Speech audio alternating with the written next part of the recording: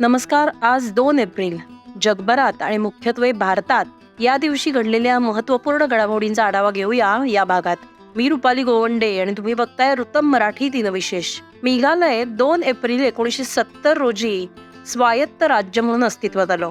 1969च्या आसाम पुनर्रचना कायद्यानुसार ते स्वायत्त राज्य बनलं होतं. त्यानंतर 21 जानेवारी 1972 रोजी मेघालयला पूर्ण राज्याचा दर्जा मिळाला. मेघालय हे भारताच्या ईशान्येला असून त्याची लांबी सुमारे 300 किलोमीटर आणि रुंदी सुमारे 100 किलोमीटर आहे. मेघालयची राजधानी शिलाँग, जी समुद्र सपाटीपासून 1496 मीटर उंचीवर आहे. मेघालय हे जगातलं सर्वात श्रीमंत जैवविविधता असलेल्या क्षेत्रांपैकी एक आहे. हे राज्य इथे कोसळणाऱ्या मुसळधार पावसासाठी आणि समृद्ध पारंपरिक उत्सवांसाठी ओळखलं जातं. मेघालयमध्ये अनेक नैसर्गिक सौंदर्य स्थळं आणि धबधबे आहेत. इथलं सर्वात प्रसिद्ध आणि सुंदर धबधबा म्हणजे चेरापुंजी. मेघालयमध्ये 2 राष्ट्रीय उद्यानं आणि वन्यजीव अभयारण्यही आहेत. तसेच मेघालयला पूर्वेचं स्कॉटलंड असंही म्हणलं जातं. 2 एप्रिल 1933 रोजी भारताचे पहिले क्रिकेटपटू म्हणून ओळखले जाणारे जामनगरचे महाराज कुमार रणजित सिंह यांचं निधन झालं. क्रिकेटमध्ये अनेक कर्तृत्व गाजवणाऱ्या रणजित सिंग यांच्या निधनानंतर त्यांच्या नावावर जुलै 1934 मध्ये रणजी करंडक खेळवण्याचा निर्णय घेण्यात आला होता आणि 1934-35 मध्ये याची पहिली मालिकाही झाली.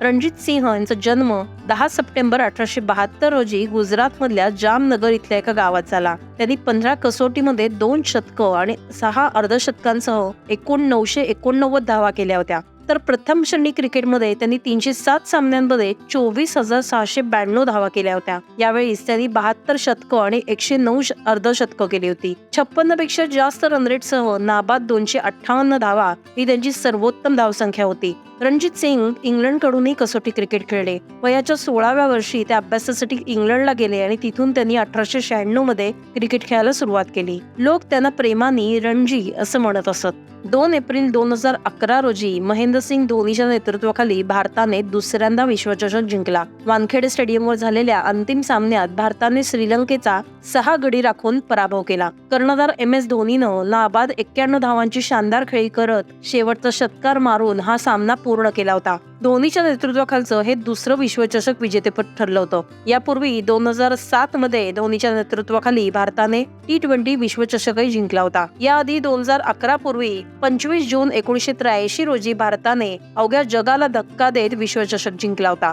कपिल देव यांच्या नेतृत्वाखाली भारतीय संघाने वेस्ट इंडिजचा पराभव करून अंतिम फेरीत विजेतेपद प्राप्त केलं होतं. 2 एप्रिल 1792 रोजी अमेरिकन काँग्रेसनं चलन स्थापन केलं आणि जे आज जगात सर्वात प्रचलित आहे ते म्हणजे डॉलर. 1792 पूर्वी अमेरिकन लोक मोठ्या चलन संकटाचा सामना करत होते, कारण त्यांना कोणतीही वस्तू खरेदी करायची असल्यास किंवा कोणत्याही सेवेचा लाभ घ्यायचा असल्यास सोन्या चांदीमध्ये व्यवहार करावा लागायचा. त्यानंतर 2 एप्रिल 1792 रोजी नाण्यासंबंधीचा कायदा मंजूर झाला आणि यासह US मिंटची स्थापना झाली.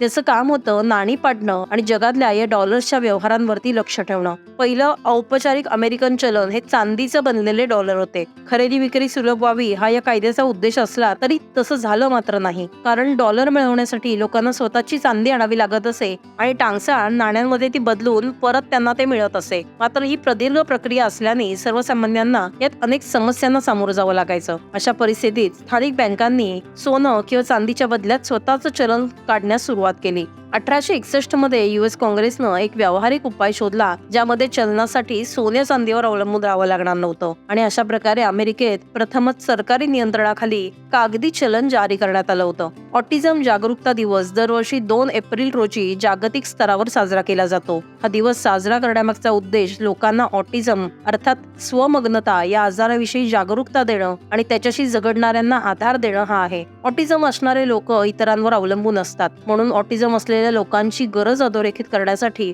संयुक्त राष्ट्राच्या महासभेनं 2 एप्रिल हा जागतिक ऑटिझम जागरूकता दिवस म्हणून घोषित केलाय. ऑटिझम ही एक न्यूरोलॉजिकल स्थिती असून जी व्यक्तींमध्ये आयुष्यभर राहते आणि ही स्थिती लहान वयातच मुलांमध्ये दिसून येते. स्वमग्नता हा त्रास असणारी मुलं स्वतःमध्येच मग्न असतात. ती कोणाशीही संवाद साधू शकत नाहीत किंवा कोणाचंही अनुकरण करू शकत नाहीत. तसंच समाजात वावरण्यास त्यांना अडचण येते. तसंच पुनरावृत्ती वर्तनही त्यांच्यात बघायला मिळतं. गणेश वासुदेव जोशी उर्फ सार्वजनिक काका यांनी 2 एप्रिल 1870 रोजी पुणे सार्वजनिक सभेची स्थापना स्थापना केली. या संस्थेतर्फे त्यांनी जी विधायक आणि समाजोपयोगी कामं केली त्यामुळे त्यांना सार्वजनिक काका हे टोपणनाव देण्यात आलं. राजकारणाचं आद्यपीठ किंवा काँग्रेसची जननी म्हणता येईल अशी सार्वजनिक सभा, जनतेची गाऱ्हाणी ब्रिटिश सरकार दरबारी मांडणारी क्रियाशील संस्था होती. 1875 मध्ये सभेनं हाऊस ऑफ कॉमर्सकडे एक याचिका पाठवून ब्रिटिश संसदेत भारताचं थेट प्रतिनिधित्व करण्याची मागणी केली होती. पुणे सार्वजनिक सभेनं बाळ गंगाधर टिळकांसह भारतीय स्वातंत्र्य लढ्याला राष्ट्रीय दर्जाचे अनेक दिग्गज नेते दिले. तर हे होते आजचे अर्थात 2 एप्रिलचे दिनविशेष. तुम्हाला ही आमची दिनविशेष मालिका कशी वाटतेय ते आम्हाला नक्की कळवा आणि आमच्या वृत्तम मराठीच्या YouTube चॅनलला लाईक करा आणि सबस्क्राईब करा.